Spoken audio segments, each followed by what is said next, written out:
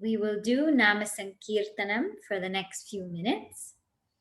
Shri Ram Jaya Ram Jaya Jaya Ram Ram Shri Ram Jaya Ram Jaya Jaya Ram Ram Shri Ram Jaya Ram Jaya Jaya Ram Ram Shri Ram Jaya Ram Jaya Jaya Ram Ram Shri Ram. Now, last week, not the last week, the week before, we left off on the topic of vasanas. And we were discussing what vasanas were, and we talked about how there's this ladder of fall when it comes to vasanas. So, as we've studied, vasanas are these deep impressions, these deep tendencies that were collected over from our past lifetimes, not only this lifetime, but past lifetimes. And it's almost become like our habit. It's something that's become so natural to us, to the point that when we want to do something, we know we should do something a certain way. Sometimes that vasana overrides us and we just do it a completely different way. It's not because we don't sincerely want to change, we don't want to improve. We do. We want to change, we want to improve, we want to do the right thing. But it's as though this vasana just comes in and just throws us off the course. And this happens for our negative vasanas. And we saw extensively how we fall uh, through our negative vasanas. But there's also what we call positive vasanas. So, what happens when we cultivate positive vasanas? So, first of all, how are vasanas cultivated? So, we've learned that vasanas are cultivated through repeated thinking. When I constantly think about something, it becomes a vasana. It comes about through repeated action. When I constantly act or repeat that action, it becomes a vasana. It becomes a natural motion to me, a natural movement. Or if something just made a very deep impression on me, something made a deep impression on me, even if I just did it once, I had something that's so yummy one time, it made a deep impression, that becomes a vasana. So that's like a bhoga vasana, when we enjoy something deeply. So now, how to rise from these vasanas? So the first step is we have to work at converting our negative vasanas to positive vasanas. So all of us may know what our negative vasanas are. How do we know? It's because it's a negative habit that's in our lives. It's something that comes so naturally. It's something that makes us forget everything that we've learned. It's something that just happens. It's like a splurge that happens. So we are able to identify these vasanas by how they express in our lives. And once we've identified them, the next step is to change them, to transform them to positive vasanas. How do I do that?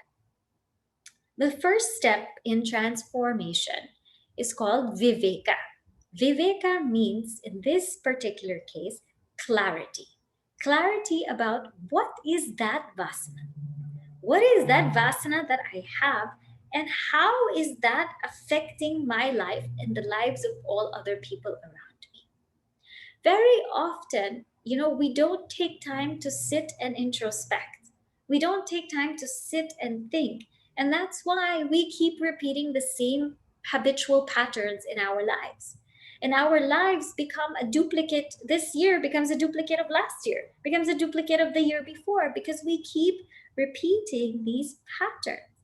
But this step called viveka, it makes me think about that vasana that I have and think about it concretely. For example, we take anger. Why do I have this anger? Where is it coming from? And what does it do? What does it do? Means it makes me lose my sense of discrimination. It makes me lose my sense of clarity. And I end up saying things which I don't mean. I end up doing things which I don't mean. And once I do that, it's very hard to take back. And not only do I do that, but I take that anger and I transfer to so many people around me. So not only one person gets affected, but so many other people. So that viveka helps us to have that clarity that this is my vasana. This is happening in my life. It's there. And this is something I've got to change. And this is the effect of it, the manifold effect of it.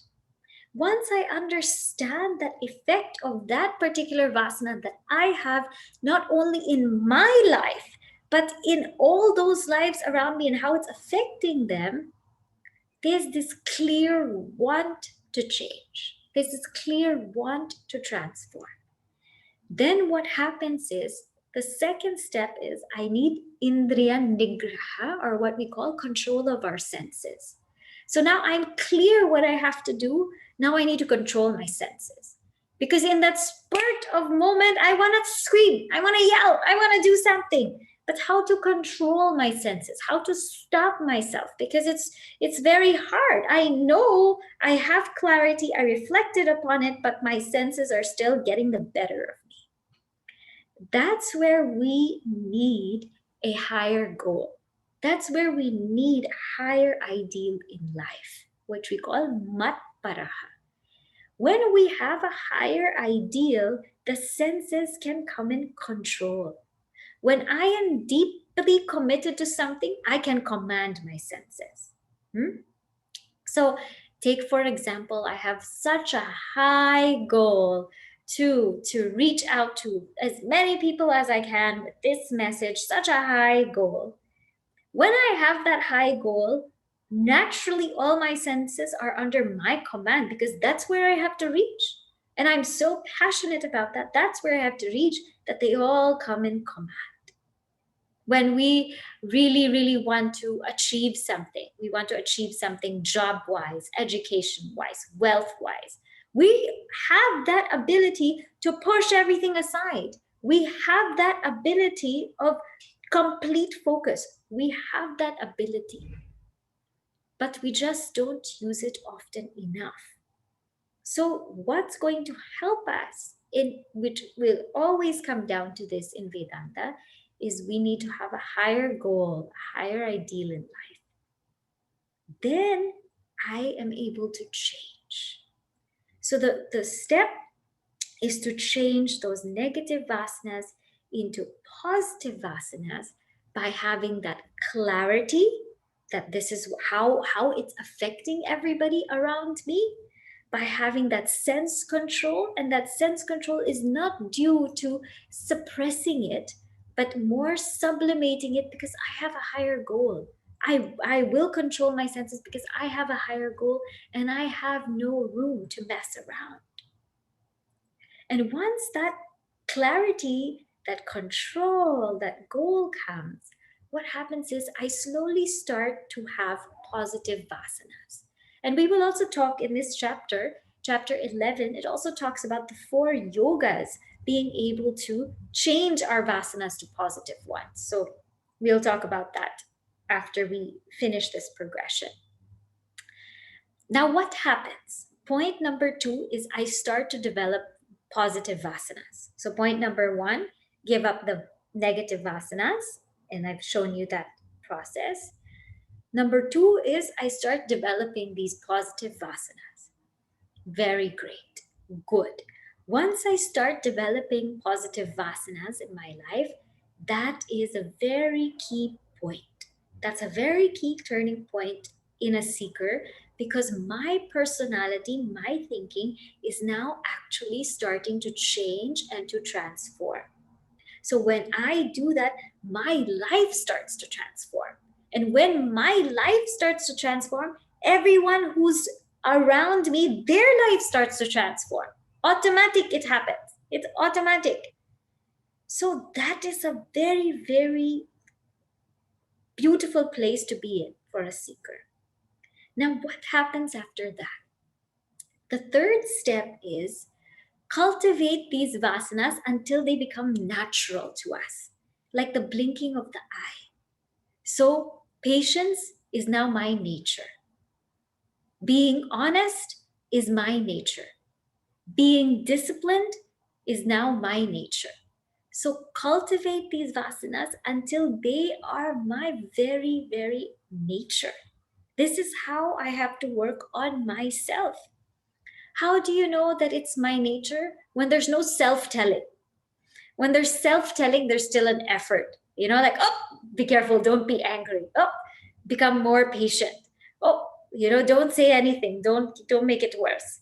And sometimes we talk to ourselves and there's this sense of self-telling, which means there's still an effort in that making ourselves good. But we have to get to the third level where it is natural to be good. It is our very nature to be good. This is progression on the spiritual path when these values become your nature. It's not that you have that value, you are that value. You stand for discipline, you stand for clarity, you stand for self-respect. That's when that value has become you. That is that third step of this Vasana progression. Now, what happens after this? After this, when I become, and we will see naturally sattvic, is what we will see in the next chapter of Gunas. The fourth step now is to be the witness. Be the witness of this mind which has become sattvic. Be the witness of this mind which becomes good. Be a witness of this personality that has become beautiful. Now I can become that witness. I can be that witness. I can step back and say, I am actually pure awareness. And that's my real nature. I'm not even that mind. I'm not even that personality. I'm not even that being that I've been working on. I am actually that pure awareness. A question may come at this point as to, why not be the observer in the beginning? Why not detach myself and say, I am the observer, I am the observer? My answer to that is try. It will not be easy. When that mind is disturbed, when that mind is negative, when that mind has a lot of toxic emotions, it is very hard to be a witness. It's like the body. When the body is in a lot of pain, a lot of aches, it's hard to be a witness. But when the body is healthy, so easy to be a witness. When the mind is pure, so easy to be a witness. So although, yes, we can practice being a witness every now and then, it only actually becomes very effective when we have transformed our personalities. If we practice, or if we go into I am just a witness attitude, it is like building a house without any foundation. Imagine if you build a house with a poor foundation, that the floors start to crack, the windows start to break, the heating doesn't work. We build a house with poor foundation, in time that house will crack. When we go deep into Vedanta and we say we are that witness, we are that witness, that's a very great thing to do, but in time it will crack. It will crack if it does not have that foundation of purity and clarity. It will crack. Hence, these steps are the progression.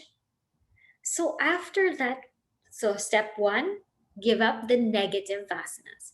Step 2, cultivate positive vasanas. How long should I cultivate positive vasanas?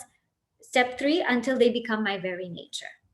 Then step 4, be a witness to even those vasanas. Be a witness to even that self, and transcend the vasanas, and know that you and I are just really pure awareness.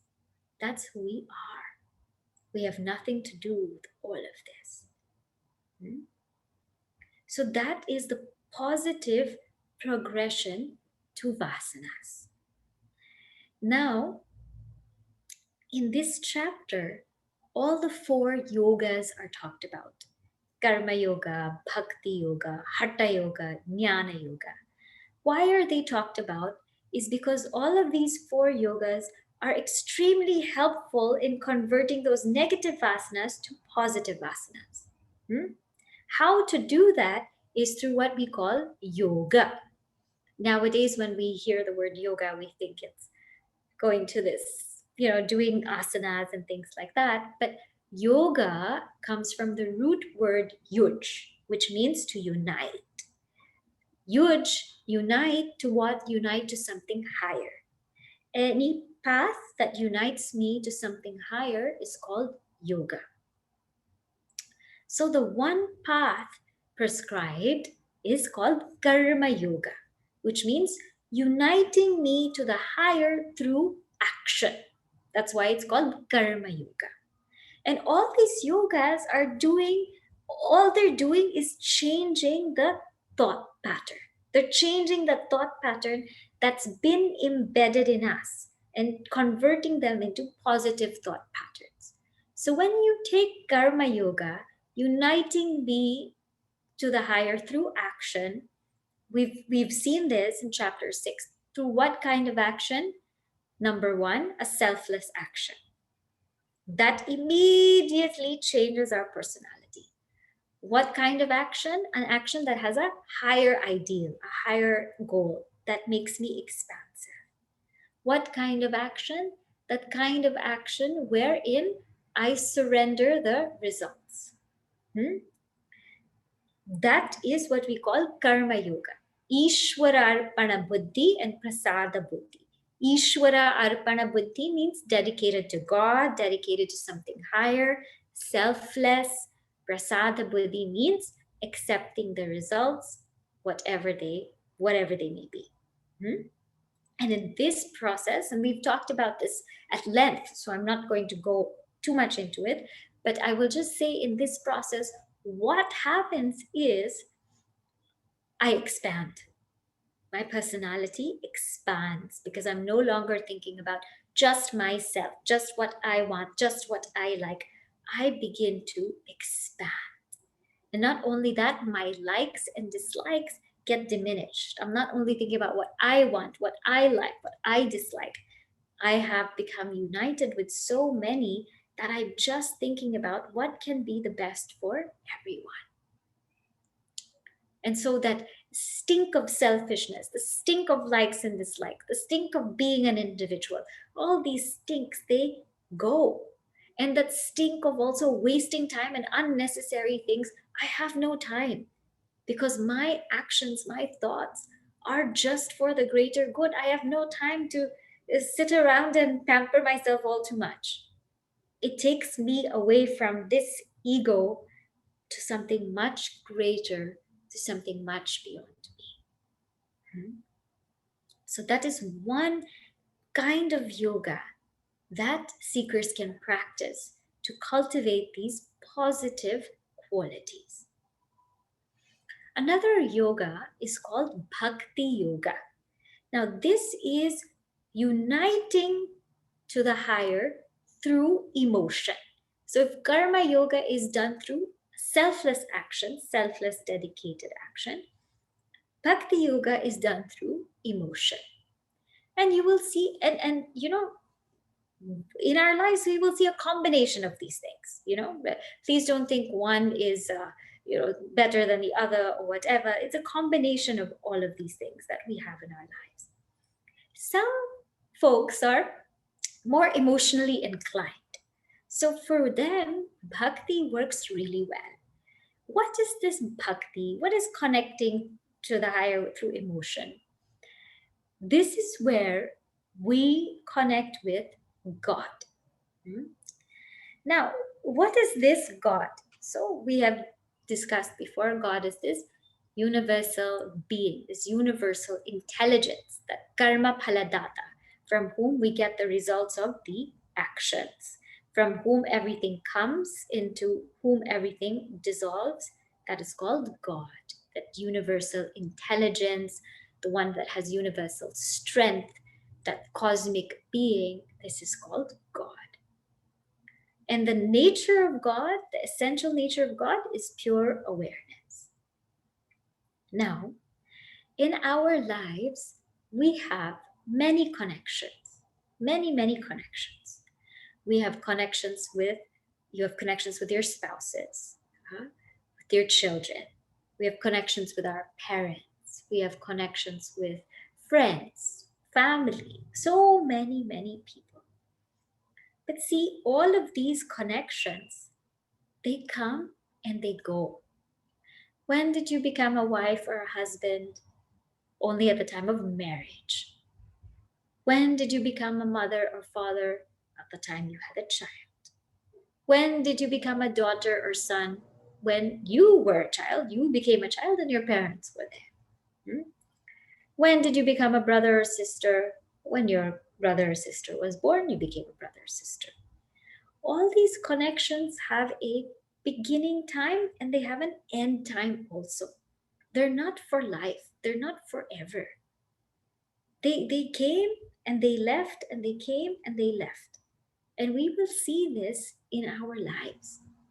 But there's one connection that will always remain, and that's the most secure connection of all.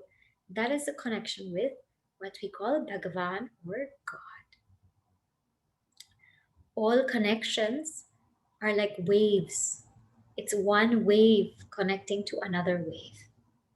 That wave, sometimes that connection will go up, sometimes it will go down. Sometimes it will be 5 bars, sometimes it will be 1 bar. Sometimes there's no service in that connection. That connection goes up and down. You can't predict it. Sometimes it's here, sometimes it's not here. Sometimes it's good, sometimes it's not so good. And it goes up and down. All our connections to all of our relationships are like one wave to another wave. But the connection of God is the connection of the wave to water.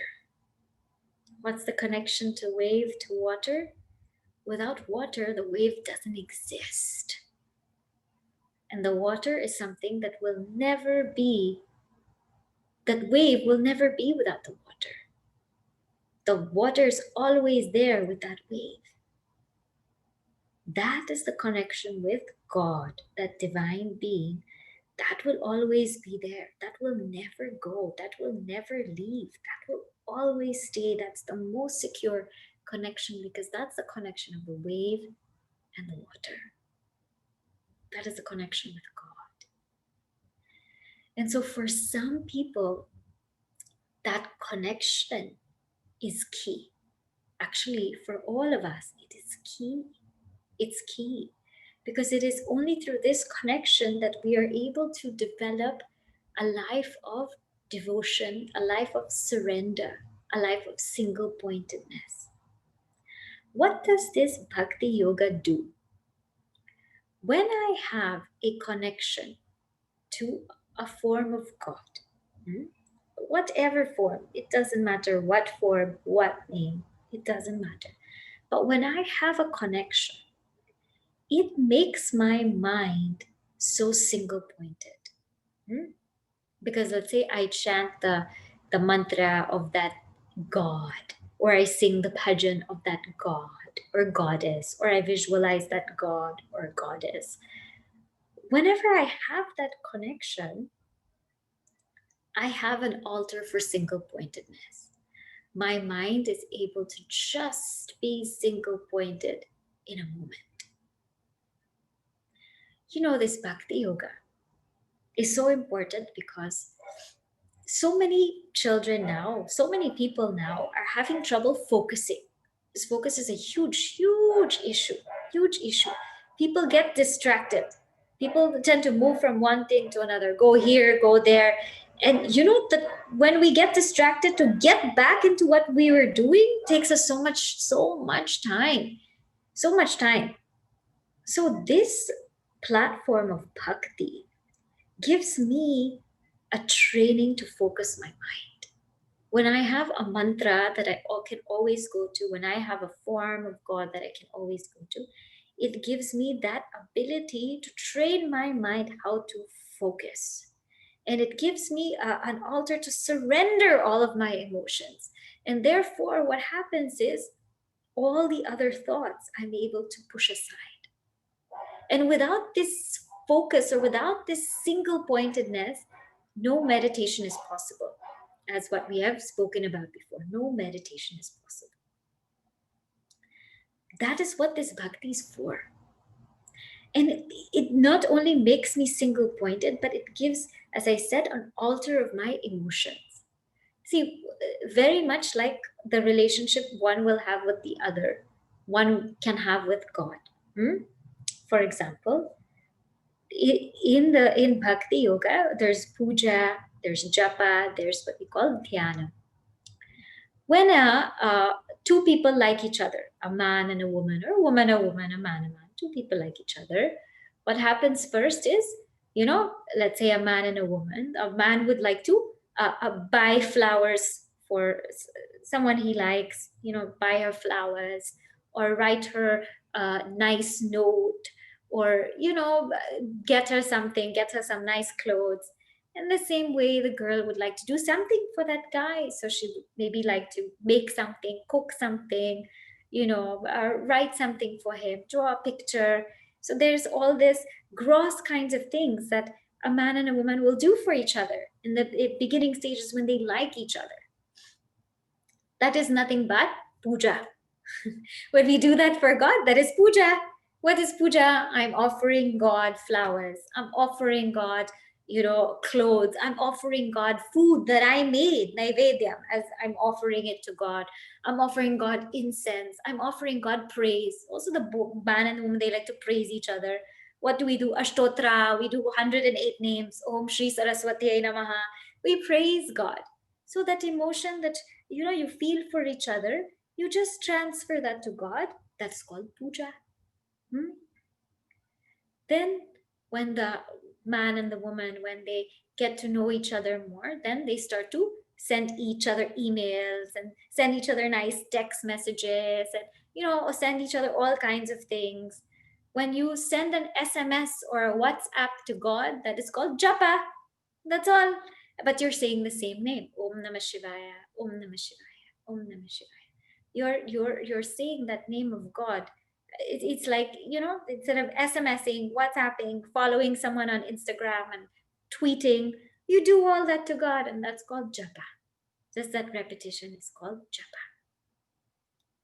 Then once in a while, you want to have a heart-to-heart conversation with the one that you love, no disturbance, D&D mode. You put off your phone, just you and I, let's just talk. Let's have a heart-to-heart talk.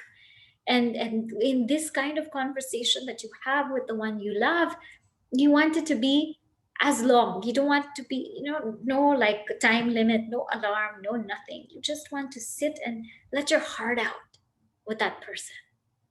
That is called dhyana or contemplation. When you do that with God, you just sit with God and no disturbance and you let your heart out. That is called dhyana. So that same emotions that we feel for the ones we love, we do it towards God, and that becomes bhakti. And so then why do it towards God? One, because God is beautiful. God doesn't talk back. And we can talk as much as we want. When we're talking to another person, sometimes they won't listen. Sometimes all these things will happen. Sometimes they'll interfere, they'll interrupt. With God, God doesn't talk back. You can just keep doing, keep saying, keep talking. But actually, God talks back in silence. And another thing is, when we are doing it towards God, we are invoking that divinity in us. So whatever form we're worshiping, whatever it is, we are invoking that divine quality in us. So we become that divinity. Isn't it husband and wife? Eventually you become like each other. Some say you start to look like each other, you start to talk like each other, you pick up each other's habits. It happens, right? So like that, when we spend that time with God, we pick up on that and we invoke that divinity. That's called bhakti yoga. Mhm. It's nothing but uniting our emotions to the higher through this what we call puja, through what we call japa, through what we call dhyanam. And it's not some magical science that we have to learn. I told you, we do it every day, isn't it? You do it with the one you love, you do it to God. That's it. There is some procedure, but it's not very hard. And as long as that, uh, that bhava, that deep devotion is there, then it's there. And this is where you will have our bhaktas like Surdas, like Mirabai, like so many. Just they, when is it that they were not absorbed in God? They were just always absorbed in God. But they had no room to think about anything else. So you can just imagine there's no room for negative thought there in that kind of mind because it has gone towards bhakti. So that mind, that body's gone towards karma yoga, there's no room for negative thought because of so many people to serve, so many things we're doing that there's no room for a negative thought. When the mind has gone towards bhakti, there's so much love, there's so much emotion, there is no room for negative thought. The mind has gone towards hatha yoga. What is hatha yoga? Hatha yoga is uniting with the higher through disciplined practices. So it's not hatha, so it's just hatha yoga. Hatha yoga. It's these practices of pranayama through asanas. One is able to discipline themselves. So in this lifestyle, there's a lot of a lot laid out about the yogic practices, um, about balanced diet, balanced lifestyle, relaxation, posture. There's a whole science of how to do it.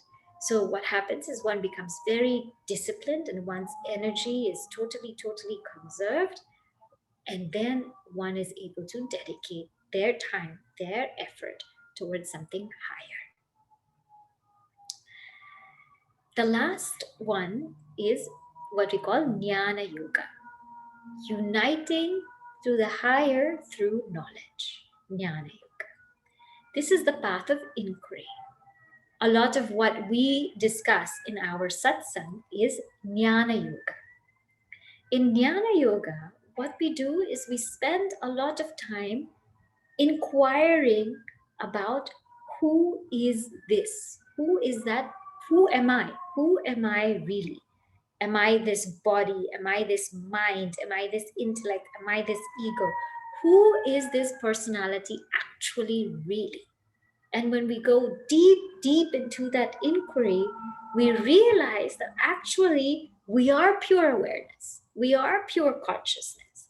But that inquiry is not that easy. There's a lot of study, there's a lot of questions, there's a lot of analysis that we will do, when it comes to whether 5 sheets or the 3 bodies or the 3 states. It's a lot of discriminating what is the self, what is the not self, what is the self, what is the not self.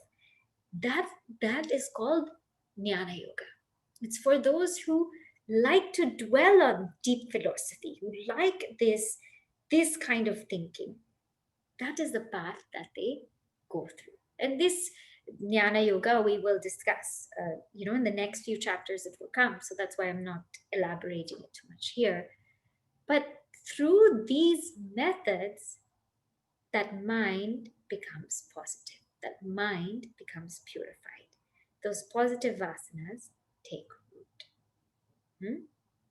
And that is why we have these 4 yogas. Then, as I said, then once our mind is prepared by these 4 yogas, then it becomes very easy to detach oneself and see oneself as just that pure awareness. Now, I'm going to pause here to see if there's any questions on. Okay, so the question is, some may have trouble focusing on God because many religions have different gods, right? And so then which one is God? So the first thing to think about is that we believe there's only one God, but many different forms. So it's all the form of one God. Even other religions, that's also God for us. That's also God for us. So we believe in one God in many, many, many forms. That is point number one. The second point is now, and we using that form to focus and concentrate. So can we use something else? Yes, we can use something else. But why are we not using like chair, chair, chair, table, table, table? Is because that doesn't divinize the mind. So we use something that divinizes the mind. So if there is, let's say, a reluctance to use a form of a god, then you can use something like om, just a sound, om. That's enough. That will be a little bit more challenging because it's just a sound. When you have the sound and the form, it becomes easier for us, especially because now we're very, very visual people. But a sound will do. A sound will do, a mantra will do, any mantra will do, as long as it invokes divinity. It doesn't even have to be a Sanskrit mantra, but it should invoke divinity. Third point is, what happens is, okay, if I have this reluctance, then there are other things also in our Vedic tradition, which are called upasanas, where people concentrate on like the sun, because the sun is, let's say, Gayatri mantra, so they focus on the sun. People will focus on the moon, the sun, the moon, the calmness of the moon. So, like that, if there is a symbol that I can take up, a deep symbol, the sun is a very good example, a deep symbol that's effulgent, that's bright, that's energetic, that's so much depth into it, I can take that up. Another symbol that is taken up in our culture also is space, because space is so subtle, and space is almost something that we can't really think of, but that's why it's the closest to atman, or the self. It's the closest to pure awareness or consciousness, because you can't even think of that, what form it would take. So that is something that people can take up, but take up something to have this single pointedness. That's extremely important, not only for the spiritual path but for everyday life, because this seems to be the problem of everybody, to focus. So when I have something to bring that, then it makes my life easier. So whatever it is that you choose it and you stick to it and you just focus it. So like for me, I know exactly what it is that can, if my mind is dissipated, I know exactly what it is that can just do this. Now you have to find out what that is for you. Okay? When you Yes, that's exactly what I'm suggesting. I'm suggesting that to contemplate on that for a dedicated time every day. Every day. What happens is, I not only, as I said, do I become very single pointed and focused, but I also get those divine qualities when I do it every day. You see, you become what you think. It's a very simple law of life, right? Whatever you think, you become. Whatever you deeply think, you become. And therefore, that is the purpose of a form, of a support, is that you think about it so that it gives you that sense of focus, that sense of single pointedness, and you also get that divinity. Otherwise, we will have to find our own practice for focus. Some people, they focus on the breath. Some people can do this, they focus on breath, breathing in and breathing out. That's also very good, but it doesn't invoke in you divine qualities. It makes you focus, but it doesn't invoke in you divine qualities. Some people like to focus on a candle. There's just focus on a candle.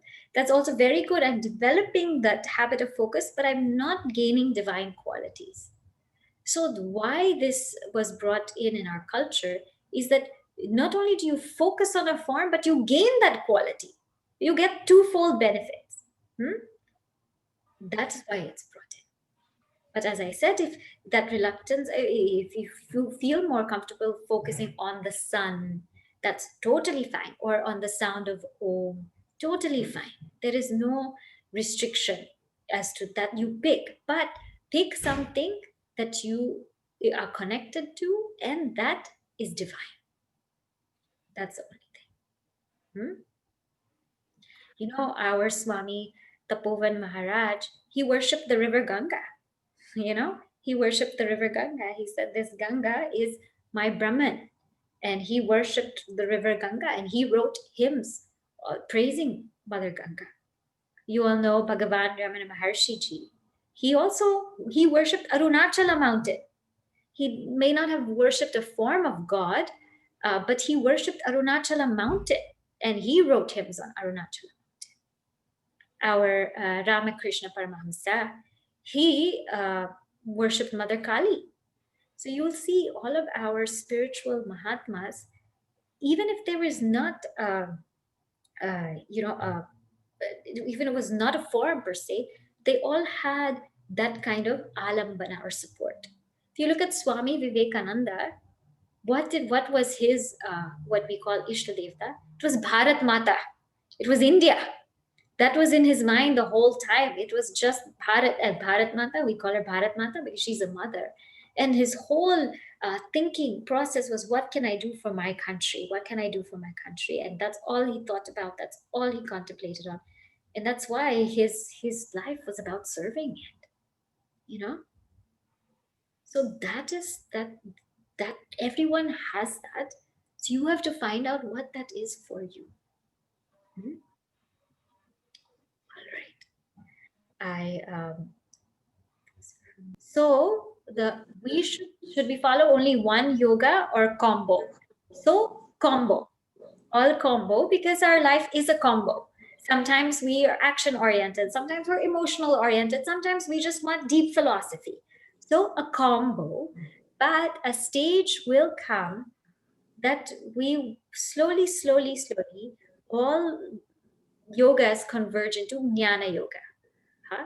All yogas will converge into jnana yoga, just like in Manhattan, like how Third Avenue becomes Bowery. It just happens, right?